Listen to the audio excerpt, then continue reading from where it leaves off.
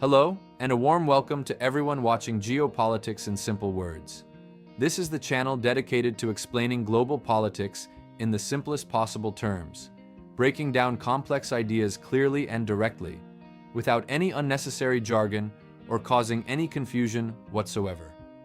We aim to make international relations accessible to all audiences around the world. In this informative video, you will gain a clear understanding of what a sanctions war really means in practical terms. You will also discover why many countries opt to use economic sanctions as a preferred alternative to direct military action. Additionally, we will examine who truly bears the suffering from these sanctions. Finally, we will uncover the key reasons why sanctions so often fail to reach their intended objectives.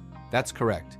We will thoroughly explore why sanctions, despite being a tool of powerful nations, frequently fall short of achieving their primary goals and desired political changes. At its core, a sanctions war occurs when countries seek to weaken their opponents economically rather than resorting to armed conflict or fighting with actual weapons like guns, tanks, or missiles.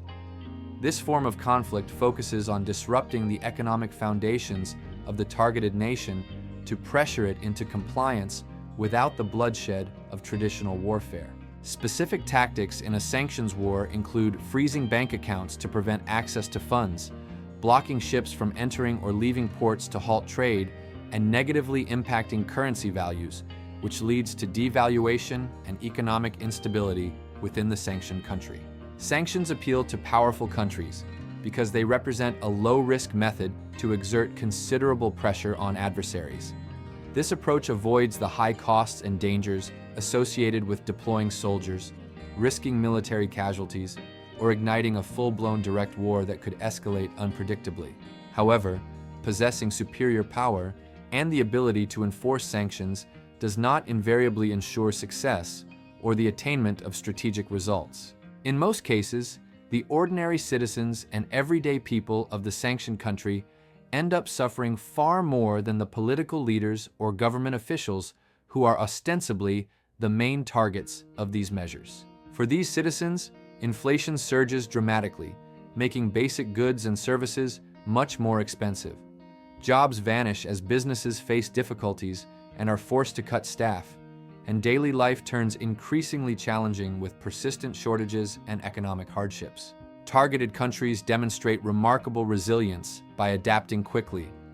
They identify and partner with new trading allies unaffected by the sanctions and begin conducting commerce using local currencies instead of international ones that might be restricted. Moreover, these nations proactively develop and implement alternative financial systems, creating independent networks for banking, payments, and transactions that circumvent the conventional global financial infrastructure under sanction influence. Consequently, these strategic adaptations progressively erode and diminish the overall power and effectiveness of the sanctions as time passes. Particularly in the contemporary multipolar world, characterized by multiple influential powers and diverse global partnerships, the impact of sanctions has waned significantly compared to eras dominated by a single superpower. If you appreciate global politics explained in this straightforward, simple manner without bias or complexity, be sure to follow Geopolitics in Simple Words for additional clear and unbiased explainers on essential geopolitical topics.